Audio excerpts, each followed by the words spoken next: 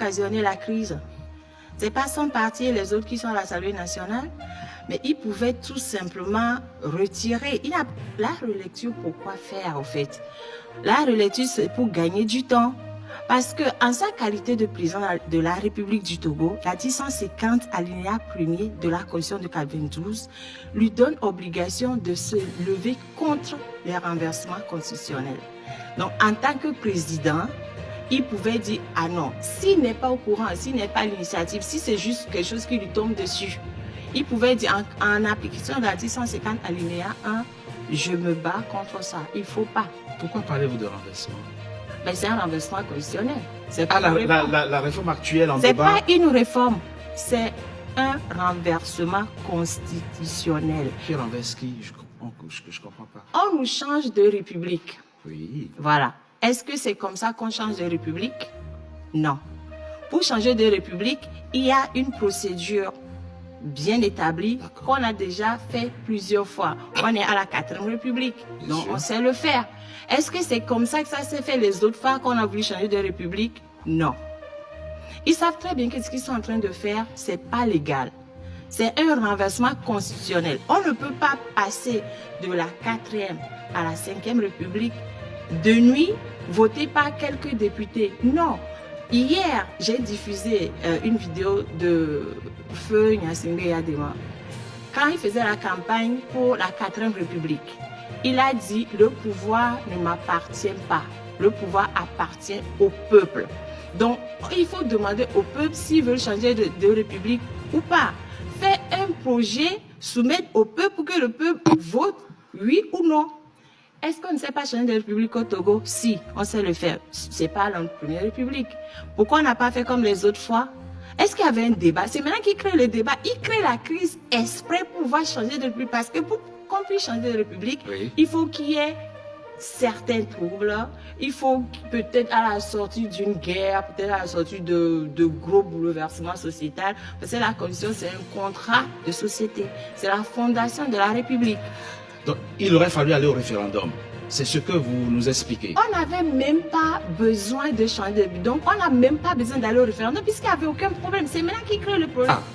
Pour vous, vous ne trouvez même pas l'opportunité d'un changement, d'un passage de la 4e République à la 5e République? Non. C'est bien votre point. Mais le problème, le fait est que la réforme, elle est là. Non, la réforme n'est pas là.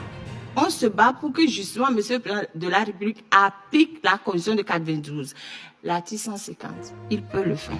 Je pense que je vais aller dans le sens de Maître Mawamba Malouki. Et effectivement, on ne peut pas, comme vous le dites, on ne peut pas tout de suite laisser de côté cette question de procédure. D'accord. Parce qu'en fait, c'est elle qui pose problème. Elle pose problème parce que nous ne pouvons pas, au moment où nous sommes en train d'organiser les élections, la date des élections avait été bien connue. C'est ça, le 20 avril. Exactement. Au moment donc où tous les députés, tout le peuple a les yeux tournés vers les élections, qu'un groupe de députés, et je rappelle qu'aujourd'hui les informations parviennent et qui font état de ce que ce n'est pas tous les députés qui sont allés à l'Assemblée nationale et tout le résultat qu'on nous a présenté était vraiment du faux. Nous y reviendrons peut-être, mais les informations concourent dans ce sens. Donc, un groupe de députés ne peut pas aller à l'Assemblée nationale en catimini, sans débat préalable, sans débat de pédagogie pour informer le peuple et se mettre je dirais pas à réviser la Constitution, mais à changer de république, de régime. Ce n'est pas possible. Donc, cette relecture que le président de la République demande, je rappelle que c'est une stratégie de repli.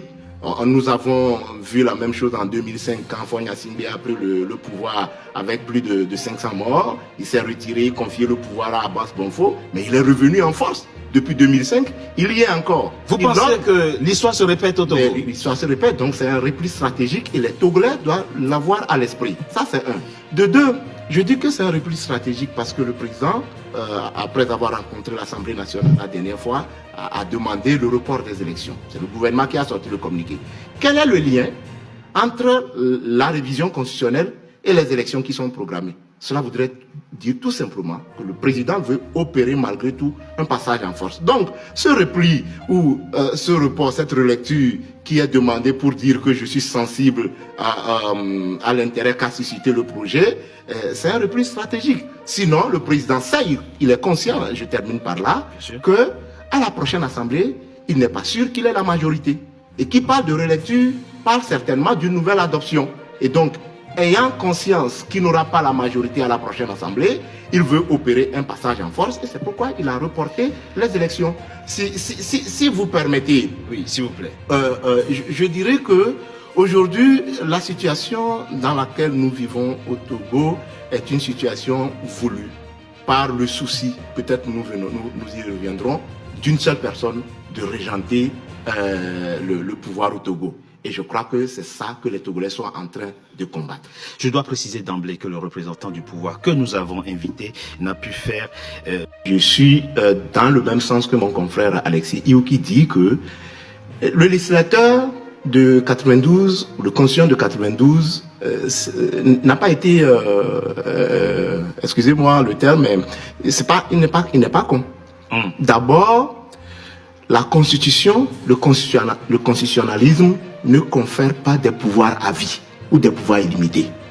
Donc on ne peut pas dire que les dispositions de l'article 52 alinéa, dernier alinéa, les députés peuvent rester. Non, c'est pas possible. Tel qu'il a dit, c'est jusqu'à la prise de fonction effective de leurs successeurs. Ça voudrait dire que les successeurs sont connus par une élection. Nous ne sommes pas dans ce cas. Ici, il n'y a pas d'élection. Ça, c'est un de deux. Même si les successeurs sont connus, oui, il y a une période intérimaire. Oui. Entre la fin du mandat et la première ouverture, il y a une période intérimaire. Donc, ils peuvent expédier les affaires courantes durant cette période intérimaire. Et l'article 144 de notre Constitution, alinéa 5, précise que aucune modification constitutionnelle ne peut intervenir en période intérimaire. Les députés, en fin de mandat, qui sont là pour expédier les affaires courantes. C'est important que vous rappeliez cette disposition. Quelle est la disposition qui le dit? Je dis l'article 144, alinéa 5, dit clairement qu'on ne peut pas modifier une constitution en période intérimaire. Donc, les députés l'ayant fait, ils ont commis ce que Mawaba a appelé une forfaiture. C'est un renversement de constitution. Et dans ce cas, c'est clair que le président de la République, s'il dit qu'il n'a pas connaissance de ce qui s'est passé encore, qu'on nous a dit que c'est une proposition de loi venant des députés de l'Assemblée nationale, et que, voilà, entre-temps, ça a été adapté. S'il dit qu'il veut se mettre au-dessus de la mêlée, c'est de dire, vous avez renversé la Constitution, moi, en tant que garant de cette Constitution, parce que j'ai prêté serment pour le faire, je rétablis la Constitution. Exactement. On ne peut pas demander une seconde relecture.